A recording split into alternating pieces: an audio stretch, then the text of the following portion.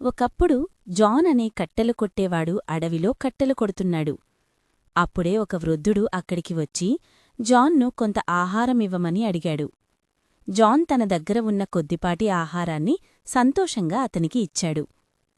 ఆహారం తిన్న తర్వాత వృద్ధుడు ఇంకా కావాలని అడిగాడు. కాని జాన్ దగ్గర ఇవ్వడానికి ఇంకేమీ మిగల్లేదు.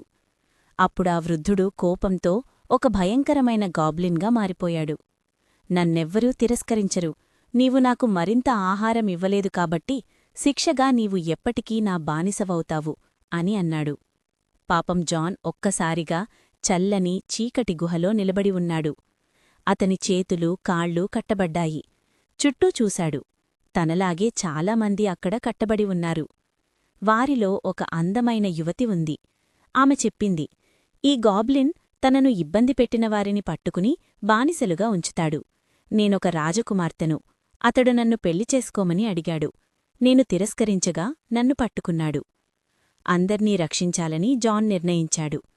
అదృష్టవశాత్తు అతని దగ్గర చిన్న కత్తి ఉంది. అతను జాగ్రత్తగా తాళ్లు కోసుకుని బయటపడ్డాడు.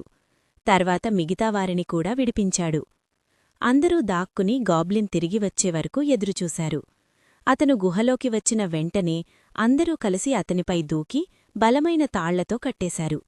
జాన్ ధైర్యంగా చెప్పాడు, ఇప్పటినుంచి ఈ గుహ తలుపు శాశ్వతంగా మూసివేయబడుతుంది.